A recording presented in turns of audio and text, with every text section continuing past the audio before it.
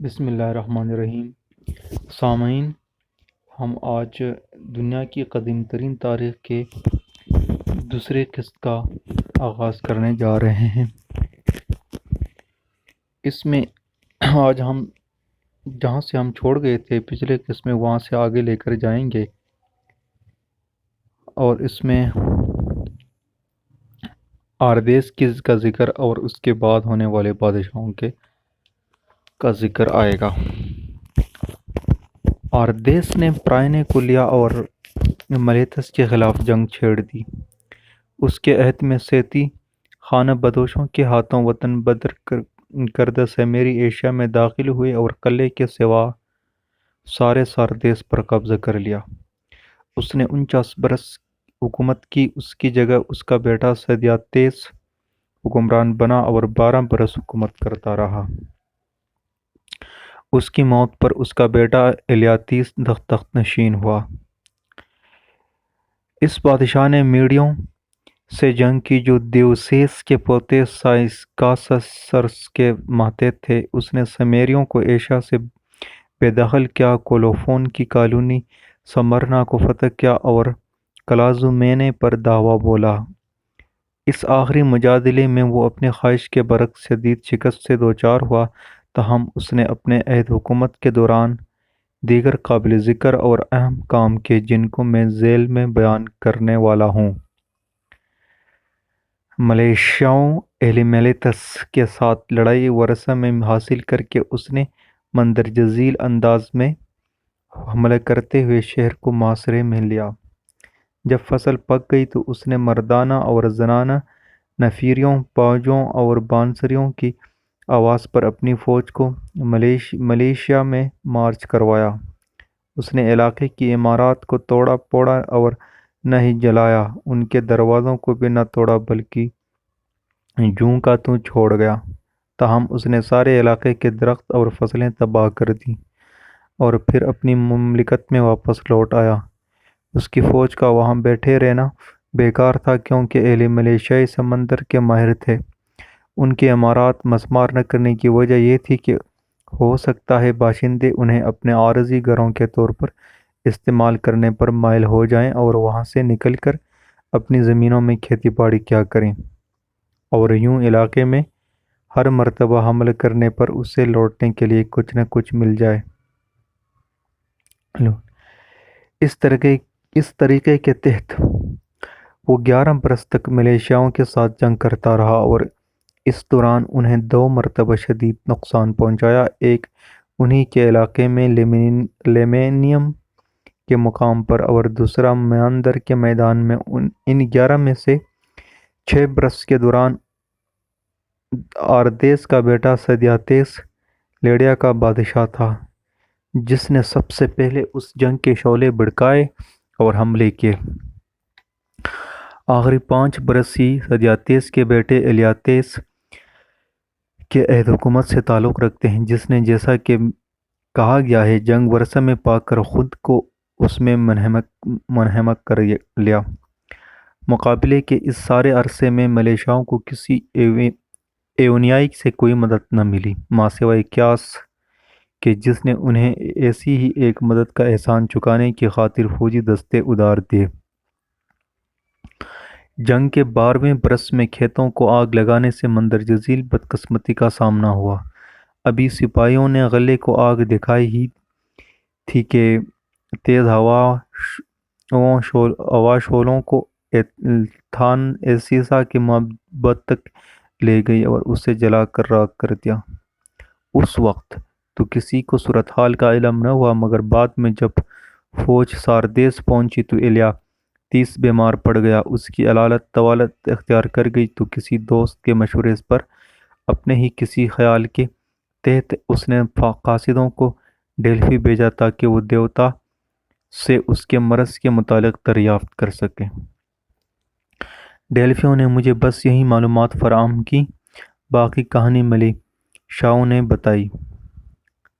کہانت کے ذریعے آنے والا جواب پیلس کے بیٹے پر یاندر کے کانوں میں پڑا، جو ملیتس کے حاکم وقت تھریسیبیولس کا قریبی دوست تھا۔ اس نے اسے کہانت کے بارے میں بتانے کے لیے فوراً ایک قاصد روانہ کیا تاکہ تھریسی بیولس آئندہ معاملات سے نمٹنے کی پیشگی تیاری کر سکے۔ ایلیاتیس نے ندائے غیب کے الفاظ ساتھ ہی ملیتس کی جانب ایک قاصد روانہ کیا۔ وہ تھریسی بیولس اور ملیشاؤں کے ساتھ جنگ بندی کرنا چاہتا تھا تاکہ اسے معبد کی تعمیر نو کے لیے وقت مل جائے۔ قاصد اپنی راہ پر چل دیا، لیکن دریں اثنا تھریسی بیولس کو ہر بات کا علم ہو گیا اور ایلیاتیس کے ارادوں کا اندازہ کر کے اس نے یہ چال چلی۔ وہ اپنے یاد دیگر لوگوں کے پاس موجود تمام غلہ منڈی میں لے آیا اور حکم جاری کیا کہ ملیشائی بالکل تیار رہیں اور اشارہ ملنے پر سب کے سب شراب نوشی اور نشاط انگیزی میں کھو جائیں۔ ان احکامات کا مقصد یہ تھا، اسے امید تھی کہ ساردیس کا نمائندہ غلے کے ڈھیر لگے اور سارے شہر کو رنگ رلیوں میں محوط دیکھ کر ایلیاتیس کو اس بارے میں مطلع کرے گا اور یوں اس کے اندازے غلط ثابت ہوں گے۔ قاصد نے سب صورتحال کا مشاہدہ کیا اور اپنا پیغام دے کر واپس ساردیس چلا گیا۔ جیسا کہ کہا ہے، بس یہی ایک صورتحال بات کے امن و امان کا باعث بنی۔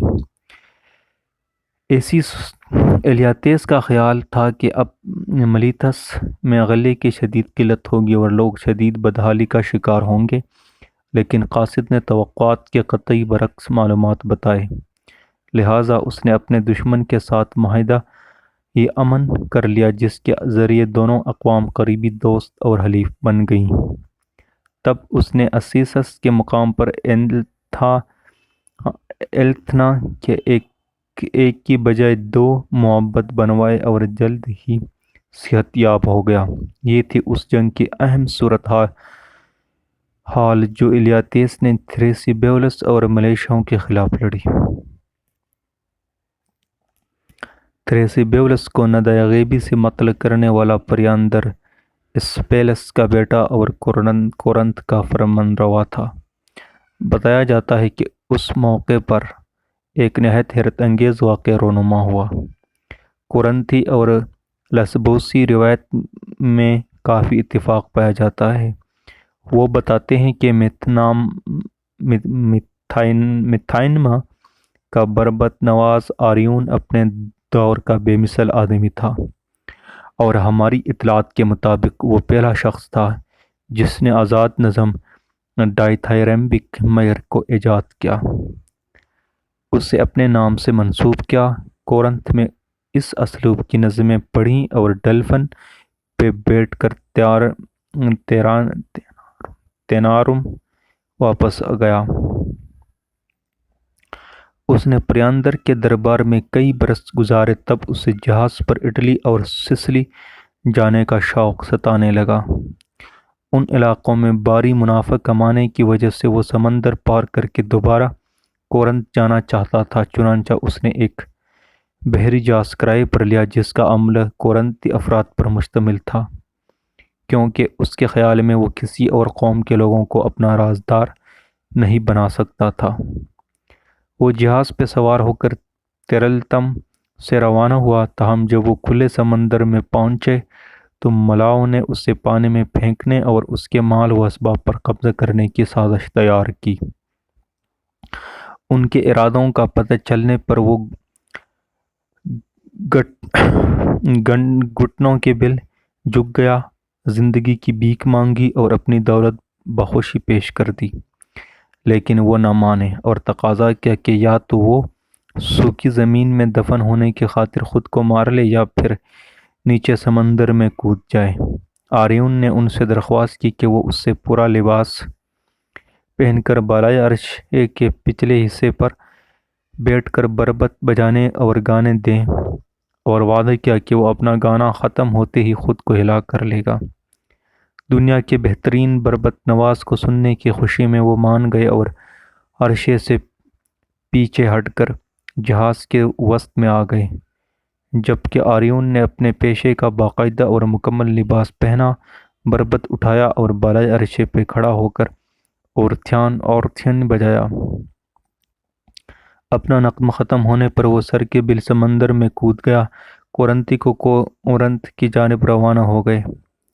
جہاں تک آریون کا معاملہ ہے تو ان کا کہنا ہے کہ ایک ڈالفن نے اسے اپنی پشت پہ سوار کیا اور تینارم لے گئی، جہاں وہ ساحل پر گیا اور موسیقار کے لباس میں کورنت کی جانب چل دیا۔ اس نے وہاں پہنچ کر اپنی پپتا سنائی، تاہم پریاندر کو کہانی پر یقین نہ آیا اور آریون کو نظر بند کر دیا تاکہ وہ کورنت سے باہر نہ جا سکے، اور بے چینی کے ساتھ ملاحوں کی واپسی کا انتظار کرنے لگا۔ جب وہ واپس آئے تو پریاندر نے انہیں اپنے پاس بلوایا اور پوچھا کہ کیا وہ اس سے آریون کے بارے میں کچھ بتا سکتے ہیں۔ جواب میں انہوں نے بتایا کہ وہ بالکل ٹھیک ٹھاک اور اٹلی میں ہے، اور یہ کہ وہ اسے ترنتم چھوڑ کر آئے تھے جہاں وہ اچھا بھلا تھا۔ ان کی بات ختم ہوتے ہی آریون ان کے سامنے آ گیا۔ ملاح حیران رہ گئے اور ان کے ڈول کا پول کھل گیا۔ یہ کورنتیوں اور اہل بسوس کا روایت کردہ بیان ہے، اور آج بھی تینارم کے مقام پر ایک درگاہ میں آریون کی پینٹ کردہ ایک چھوٹی سی کانسی کی مورتی رکھی ہے، جس میں ایک آدمی کو ڈالفن پہ سوار دکھایا گیا ہے۔ ایلیاتیس ملیشیاؤں کے ساتھ جنگ ختم کر کے اور سرزمین لیڈیا پر 57 برس حکومت کرنے کے بعد مر گیا۔ وہ اپنے گھرانے کا دوسرا بادشاہ تھا جس نے ڈیلفی کو بینٹ چڑھائی۔ علالت سے صحت یابی پر اس کے بھیجے ہوئے تحائف خالص چاندی کے ایک بہت بڑے پیالے اور نہایت نفاست سے مرصع شدہ طباق پر مشتمل تھے، جو ڈیلفی کی تمام بینٹوں میں بہترین قابل دید کام ہے، اسے گلاکس چین نے بتایا، جو لوہے کی مرصع کاری کے فن کا موجد ہے۔ ایلیاتیس کی موت پر اس کا 35 سالہ بیٹا کروسس تخت پر بیٹھا۔ اس نے یونانی شہروں میں سب سے پہلے ایفیسس پر حملہ کیا۔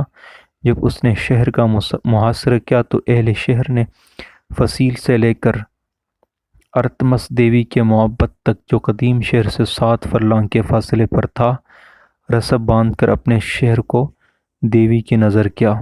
جیسا کہ میں نے پہلے کہا، اس نے سب سے پہلے انہی یونانیوں پر حملہ کیا۔ بعد میں اس نے کوئی نہ کوئی بہانہ بنا کر ہر ایونیائی اور ایولیائی ریاست پر حملہ کیا۔ یوں وہ ایشیا میں تمام یونانی شہروں کا مالک بن گیا اور انہیں اپنا باج گزار بننے پر مجبور کیا۔ اس کے بعد وہ بحری جہاز تعمیر کرنے اور جزیروں پر حملے کرنے کا سوچنے لگا۔ اس مقصد کے تحت تمام تیاری مکمل کر لی گئی تاکہ اچانک پرائنے کے بیاس یا کچھ کے مطابق متھیلی پٹاکس نے سارا منصوبہ ختم کر دیا۔ بادشاہ نے کچھ ہی عرصہ پہلے ساردیس آنے والے اس شخص سے یونان کی خبریں معلوم کرنا چاہیں تو اس نے جواب دیا، جی ہاں اعلیٰ حضرت، جزیرے والوں نے 10,000 گھوڑے جمع کیے ہیں اور آپ کے خلاف ایک مہم بھیجنے کا منصوبہ بنا رہے ہیں۔ کروسس نے اس کی بات کو سنجیدگی سے لیا اور غصے میں بولا، شاید دیوتاؤں نے ان کے دماغ میں یہ خیال پیدا کیا ہے کہ وہ گھڑ سواروں کے ساتھ اہل لیڈیا پر حملے کریں۔ دوسروں نے کہا، اے بادشاہ، لگتا ہے کہ آپ براعظم پر جزیرے والوں کو گھوڑوں کی پشت پر ہی دبوچ لینے کے خواہشمند ہیں۔ آپ اچھی طرح جانتے ہیں کہ اس کا نتیجہ کیا ہوگا۔ جزیرہ باشوں کو معلوم ہے کہ آپ بحری جہاز تعمیر کر کے ان پر چڑھائی کرنے والے ہیں، لیکن کیا آپ سمجھتے ہیں کہ جزیرہ باش اہل لیڈیا کو سمندر میں پکڑنے سے زیادہ بہتر خواہش بھی کوئی کر سکتے ہیں تاکہ وہ براعظم پر اپنے بھائیوں کے ساتھ ہونے والی زیادتیوں کا بدلہ لے سکیں؟ کروسس اس بات سے بہت محصور ہوا اور اس کی منطق کو درست سمجھ کر جہاز تعمیر کرنے کا کام چھوڑ دیا اور جزیروں کے ایونیاؤں کے ساتھ امن و آشتی قائم کر لی۔ بعد کے کئی برس کے دوران کروسس نے ہیلس کے مغرب کی تقریباً سبھی اقوام کو زیر کیا۔ صرف لاشی اور سلیشیائی ہی آزاد رہے، باقی سب قبائل اس کے ماتحت آ گئے، جن میں یہی ہیں جن کے نام لیڈیائی، فریجی، مائشی، ماریانڈائنی، کیلابنی، پیفلونی تھائنی اور بتھائنی، تھریسی، کیری ایوینیائی، ڈوری ایولیائی اور پیمفائری۔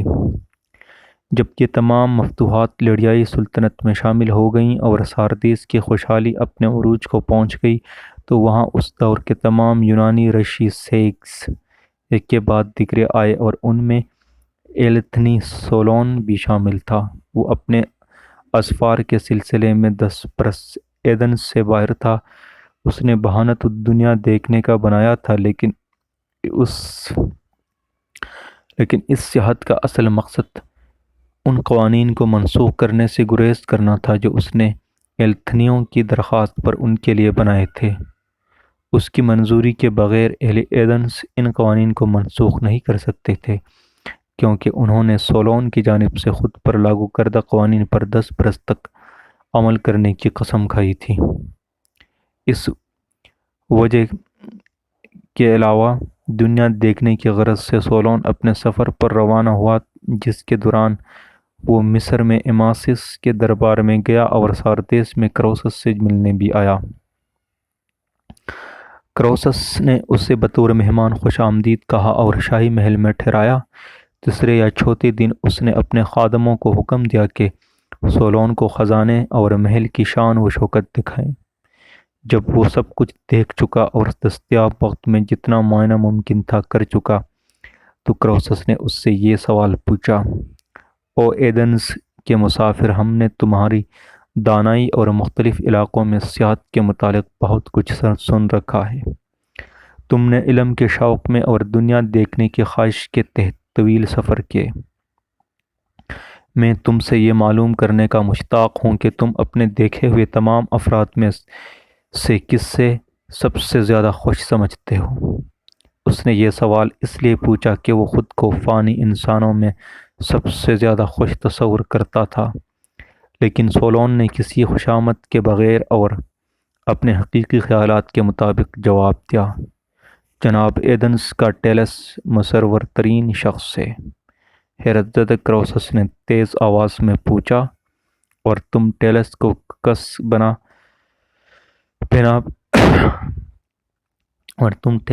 کس بنا پر مسرور ترین قرار دیتے ہو؟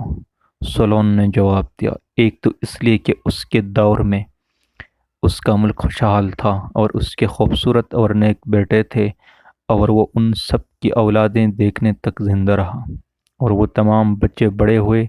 دوسرے اس لیے کہ وہ ایک ایسی زندگی گزارنے کے بعد بھی شاندار انداز میں فوت ہوا جسے ہمارے لوگ تعیش کہتے ہیں۔ ایلتھنیوں اور ایلیوسس کے نزدیک ان کے پڑوسیوں کی جنگ میں وہ اپنے ہم وطنوں کی مدد کو آیا، دشمن کو بھگایا اور میدان جنگ میں جرأت مندانہ موت مرا۔ ایلتھنیوں نے اس کے مقام قتل پر عوامی جنازہ پڑھایا اور اس سے اعلیٰ ترین تکریم و اعزازات سے نوازا۔ یوں سولون ٹیلس کی مثال کے ذریعے کروسس کی پیمائش کی اور اس کی مسرت کی کثیر الجہت تفصیلات بیان کی۔ اس کی بات ختم ہونے پر کروسس نے دوسری مرتبہ پوچھا کہ اس کی نظر میں ٹیلس کے بعد کون شخص سب سے زیادہ مسرور ہے۔ وہ چاہتا تھا کہ سولون اس سے پہلا نہیں تو دوسرا نمبر ہی دے دے۔ سولون نے جواب دیا: کلیوبس اور بینو۔ وہ آرگوسی نسل سے تھے، ان کی دولت ان کی خواہشات پوری کرنے کے لیے کافی تھی، اور اس کے علاوہ اس میں اتنی جسمانی طاقت بھی تھی کہ انہوں نے کھیلوں میں انعامات جیتے۔ ان کے بارے میں ایک کہانی بھی بیان کی جاتی ہے: آرگوس کے مقام پر جونو دیوی کے اعزاز میں ایک عظیم تہوار ہوا۔ لازمی تھا کہ وہ اپنی ماں کو گاڑی میں بٹھا کر میلے تک لے جائیں، لیکن بیل بروقت کھیتوں سے واپس نہ آئے۔ چنانچہ ان دونوں نوجوانوں نے تاخیر کے خوف سے اپنے گلے میں جوار ڈالا اور گاڑی کھینچنے لگے جس میں ان کی ماں بیٹھی تھی۔ انہوں نے گاڑی کو 45 فرلانگ تک کھینچا اور محبت کے سامنے جا کر رکے۔ پجاریوں کے سارے مجمع نے ان کا یہ فعل دیکھا اور تب ان کی زندگی بہترین ممنونہ انداز میں انجام کو پہنچی۔ یہاں بھی خدا نے واضح طور پر دکھایا کہ انسان کے لیے موت زندگی کی نسبت کتنی زیادہ بہتر چیز ہے، کیونکہ گاڑی کے گرد کھڑے آرگوسی آدمیوں نے نوجوانوں کی زبردست طاقت کو سراہا اور آرگوسی عورتیں ان کی ماں کی مدح سرائی کرنے لگیں، جس سے ایسے بیٹے نصیب ہوئے، اور خود ماں بھی بیٹوں کے اس کارنامے اور لوگوں کی ستائش سے خوش ہوئی، اور اس نے دیوی کی شبیہ کے سامنے کھڑے ہو کر درخواست کی کہ وہ اس کے سعادت مند بیٹوں کلیو بس اور بیٹوں کو اس اعلیٰ ترین رحمت سے نوازے جو فانیوں کے لیے قابل حصول ہے۔ اس کی دعا ختم ہوئی، انہوں نے بینٹ چھڑائی اور مقدس ضیافت میں شریک ہوئے، جس کے بعد وہ دونوں محبت میں سو گئے۔ وہ پھر کبھی نہ جاگے بلکہ زمین میں سما گئے۔ ہاں، اہل آرگوس نے انہیں بہترین انسان خیال کرتے ہوئے ان کے مجسمے بنوائے اور ڈیلفی کے معبد کو دے دیے۔ کیوں جب سولون نے ان نوجوانوں کو دوسرا مقام دیا تو کروسس بنا کر بولا، او ایدنس کے مسافر، تو پھر میری مسرت کا کیا مقام ہے جس پر تم نے عام لوگوں کی خوشی کو فوقیت دی؟ سولون بولا، او کروسس، آپ نے انسانی حالت کے حوالے سے سوال پوچھا۔ ایسے آدمی کے متعلق دریافت کیا جو جانتا ہے کہ ہم سے بالا قوت حسد سے بھرپور ہے اور ہمارے مقدر میں مشکلات پیدا کرنے کی مشتاق بھی۔ طویل زندگی دیکھنے اور تجربہ کرنے کے لیے بہت کچھ دیتی ہے کہ آپ انتخابات نہیں کر سکتے۔ میرے خیال میں انسانی زندگی کی حد 70 برس ہے۔ ان 70 برس میں 25,203 شامل ہیں، زائد مہینوں کو شمار کے بغیر۔ ہر سال بعد ایک ماہ کا اضافہ کر لیں تاکہ موسم موزوں وقت پر لوٹ آئیں۔ یوں 35 ماہ یعنی 1050 دن مزید مل جائیں گے۔ یوں 70 سال زندگی میں دنوں کی کل تعداد 26,250 ہو جائے گی، مگر ہر دن کے واقعات دوسرے دن سے مختلف ہوں گے۔ چنانچہ انسان مکمل طور پر ایک حادثہ ہے۔ ایک کروسس، جہاں تک آپ کا معاملہ ہے تو میں نے دیکھا ہے کہ آپ نہایت امیر ہیں اور بہت سی اقوام آپ کی محکوم ہیں، لیکن آپ کے سوال کا جواب میں اس وقت تک نہیں دے سکتا جب تک مجھے یہ پتہ نہ چل جائے کہ آپ کی زندگی کا اختتام مسرت انگیز انداز میں ہوا یا نہیں۔ بڑے خزانوں کا مالک شخص اس شخص سے زیادہ مسرور نہیں ہوتا جس کے پاس اپنی روزمرہ ضروریات پوری کرنے کے لیے کافی رقم ہو، کیونکہ بہت سے امیر لوگوں کی قسمت نے ساتھ نہ دیا اور بہت سے معتدل ذرائع کے مالک لوگ زبردست قسمت کے مالک نکلے۔ اول الذکر لوگ مؤخر الذکر قسم کے لوگوں سے بہتر تھے، ماں سوائے دو باتوں کے، جبکہ مؤخر الذکر کو اول الذکر پر کئی ایک برتریاں حاصل تھیں۔ امیر آدمی اپنی خواہشات کو تسکین دینے کا زیادہ بہتر طور پر اہل ہوتا ہے اور وہ کسی اچانک مصیبت سے نمٹنے کی صلاحیت بھی رکھتا ہے۔ غریب آدمی میں ان برائیوں کو برداشت کرنے کی قابلیت کم ہوتی ہے، تاہم خوش قسمتی انہیں دور رکھتی ہے اور وہ تمام مندرجہ ذیل عنایات سے مزہ اٹھاتا ہے۔ وہ عوارض سے بیگانہ بدقسمتی سے آزاد اپنے بچوں میں خوش اور خوبصورت ہوتا ہے۔ ان سب باتوں کے علاوہ اگر اس کی زندگی کا اختتام بھی بہتر ہو تو وہ حقیقی معنوں میں وہی آدمی ہے جس کے آپ متلاشی ہیں، وہ آدمی جسے موزوں طور پر خوش قرار دیا جا سکتا ہے، تاہم موت آنے تک اس سے خوش نہیں بلکہ خوش قسمت کہا جاتا ہے۔ حقیقتاً کوئی آدمی شاذ و نادر ہی ان تمام امتیازات کو یکجا کر سکتا ہے، کیونکہ کوئی ایسا علاقہ موجود نہیں جو اپنی تمام ضروریات پوری کر سکتا ہو، بلکہ ہر ایک کچھ نہ کچھ چیزوں کا مالک ہے اور اس سے کچھ دیگر چیزوں کی احتیاج ہوتی ہے۔ بہترین ملک وہ ہے جو زیادہ سے زیادہ چیزوں کا مالک ہو، سو کوئی بھی فرد واحد ہر حوالے سے مکمل نہیں، ہر ایک میں کوئی نہ کوئی کمی ہے۔ فضیلتوں کی بڑی سے بڑی تعداد کو یکجا کرنے انہیں تا دم مرگ برقرار رکھنے اور پھر سکون موت مرنے والا شخص ہی میری نظر میں خوش کھلوانے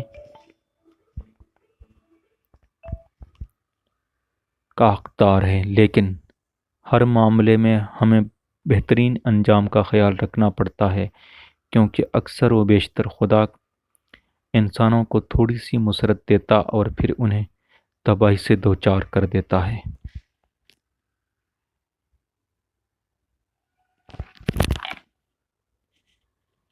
دوستوں، اسی کے ساتھ ہم آج اختتام کرتے ہیں اس قسط کا۔ انشاءاللہ پھر ملیں گے ایک نئی قسط کے ساتھ، تب تک کے لیے اجازت چاہیں گے۔ اللہ حافظ۔